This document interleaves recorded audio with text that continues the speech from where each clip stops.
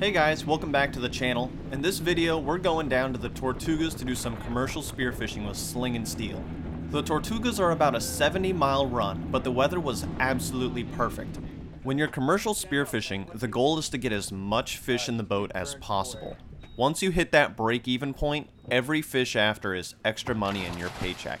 Most of the time, Steel would do all of the spearing, and would have a second person to drive the boat.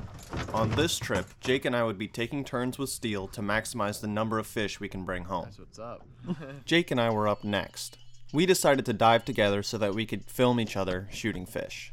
For Jake's footage, check out his YouTube channel, linked below.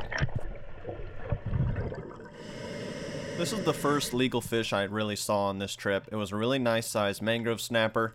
I took my time and tried to line up a stone shot. Unfortunately, did not quite hit the mark.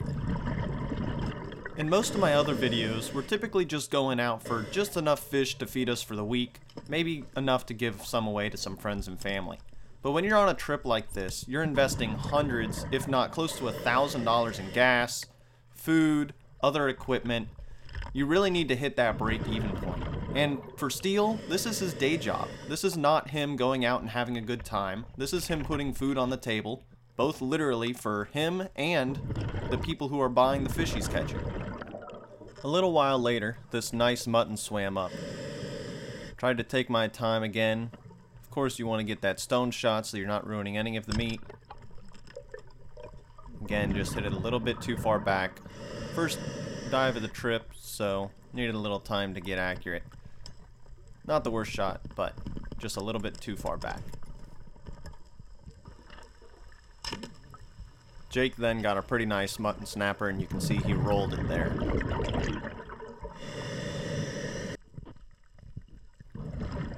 Another mutton snapper was coming in. I was really surprised at how friendly these fish were coming up to us, even though we're using full scuba gear and breathing pretty loud.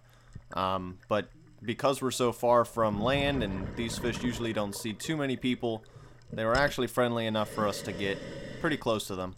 This shot I hit him a little too far back, but I did nerve him, so didn't have to fight with this one.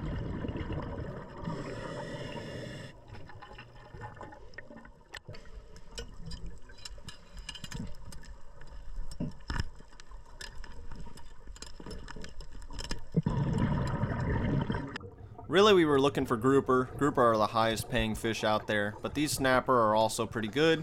You can see that mangrove's really nice and a pair of nice muttons to go with it. These are Steel's fish from his next dive. If you want to check out his content, he shoots some really nice fish. He does this full time, so he's obviously really good at it. I'd really recommend giving him a view if you haven't yet. What you got? Nice black. Steel's down there, just came up with that. Looks like he's got more fish with him.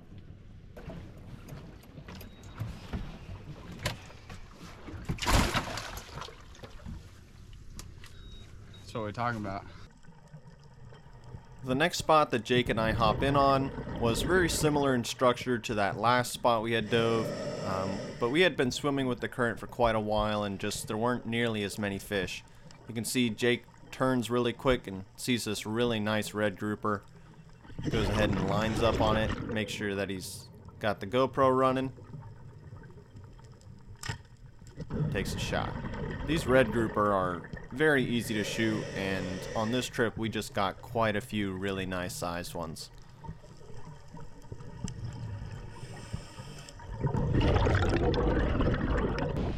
After working hard all day and putting what I thought was an incredible amount of fish in the boat, I was surprised when Steel told us that this was a slow day. After diving hard all day, we still hadn't reached that break-even point and needed to make up for lost time tomorrow. We headed in to get some sleep. The next morning was another absolutely beautiful day, flat calm, and we headed out to where we could legally spearfish.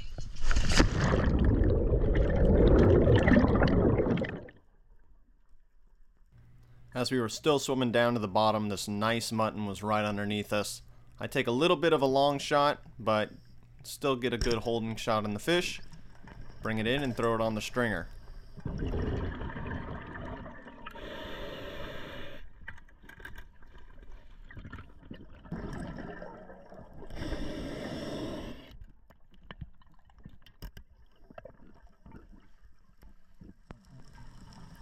I hear Jake grunting and I see him going after this other really nice mutton snapper. He got a pretty good shot on this one, but you can see the fish, it's pretty big and it's going pretty crazy. I'm taking a look around looking for some other fish, and right there the fish tears out. I go ahead and put up a backup shot so we can secure this fish.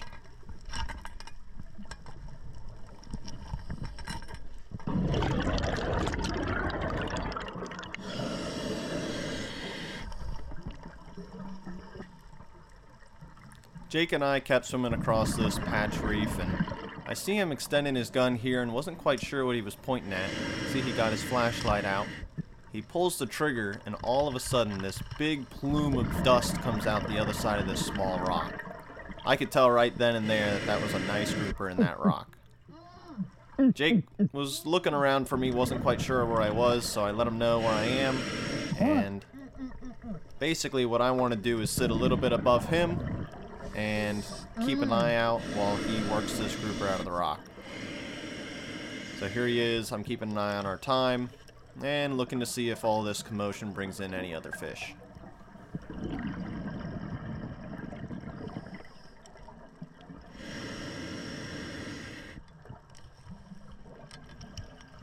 Jake then pulls out this really nice black grouper.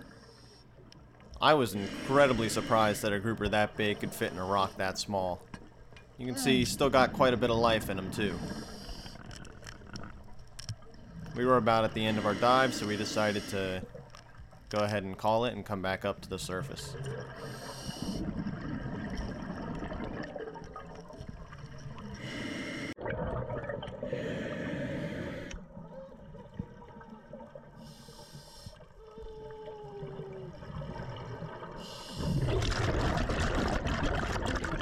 This was a great start to day 2. Black grouper like this are high dollar fish and definitely is exactly what we're looking for, and it's why we make these long trips down to the Tortugas. Commercial spearfishing at its finest. Beautiful, beautiful fish. Whew.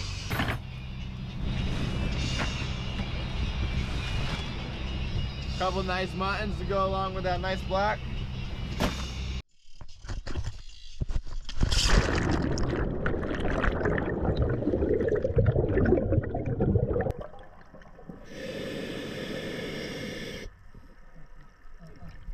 This was Jake and I's next dive. Again, there's not quite a ton of structure here, but there's this nice red grouper. Go ahead and stone that. Finally got a little dialed after a handful of dives. Started feeling better about my shot placement.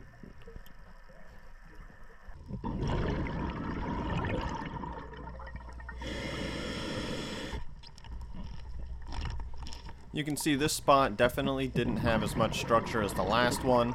So we were trying to swim along and try to find that structure we had been marking before we hopped in. This good-sized mutton came in.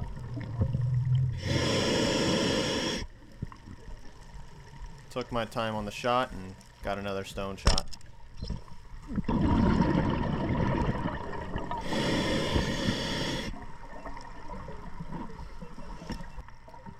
Jake then takes a shot on this really nice mutton snapper. Again, fish is going a little crazy. He goes ahead and tries to rope it in.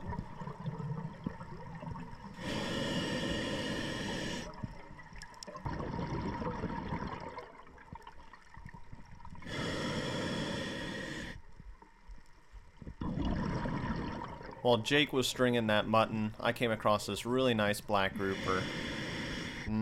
The number one mistake I think I'm making here is I am too high up off the bottom. This fish can clearly see what I am. There's no real hiding from it. What I should have done is when I first saw the fish, drop down a little lower. You can see the fish stops and almost gives me a shot here. And I follow this fish for quite a ways, and as I do, he basically leads me to a bunch of other black grouper. You can see here, just staying just out of my range. Not super comfortable shooting that far.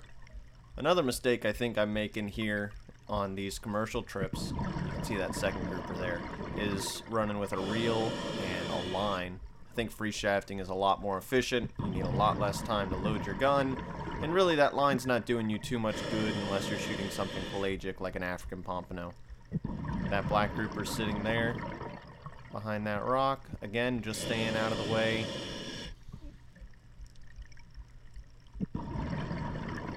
Another smaller one there on the right. If I was smart, I probably should have shot that one. Another even smaller one there on the right. Come up to this big rock that's got a bunch of life on it, and I take a shot through that fern there and just unfortunately do not hit the fish. You can see it's a nice fish out there in the sand. I was a little upset about it. At this point, I've been swimming for quite a ways away from Jake, but I'm definitely sitting up above the bottom a little ways and trying to reload that gun, hoping to get another one of those grouper to come in. You can see definitely having this line slows you down. A lot of other commercial spear fishermen out there don't use the line, or if they do, they're definitely not using a reel. This is just my primary freediving gun that I decided to bring on this trip. Because I don't do this scuba diving too much, I definitely don't have a setup just for that. And as you can see, as I was sitting there reloading the gun, this nice red grouper is sitting right underneath me. I have plenty of air. Decided to go ahead and load a band and take this one up.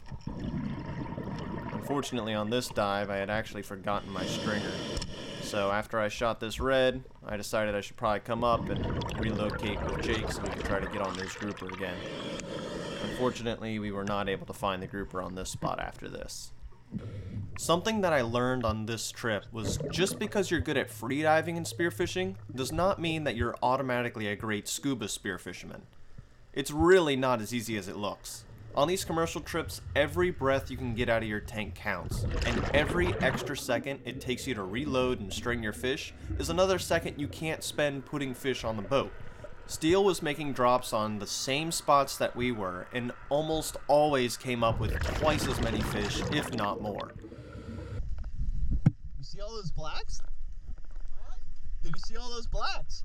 No. Bro, there were like 6 of them. They were looking for something to rock up in, and I kept chasing them and chasing them and chasing them and chasing them. I only had a half a tank left and still hadn't shot a black grouper. We were marking a pretty good ball of fish on the bottom, and I decided to make a solo drop to see if I could finally get a nice grouper in the boat. Of course, the first time I get in the water by myself, there's 2 sharks sitting right there waiting for me. The water was also the dirtiest I had seen on this trip, so you really couldn't see too far out ahead of you. By the time I got to the bottom, I started searching for that grouper I was looking for. As you can see, I'm coming down here, definitely have those sharks in mind, and I come across this nice red grouper. Red wasn't exactly what I wanted to shoot, but you can see it is a big red grouper. So before I shoot it, these reds usually don't go anywhere. I'm definitely scanning and looking around, thinking about where I might be able to see a nice black. See, I'm thinking about shooting it, decide to pan a couple more times, looking around, decide I might as well just go ahead and take the fish.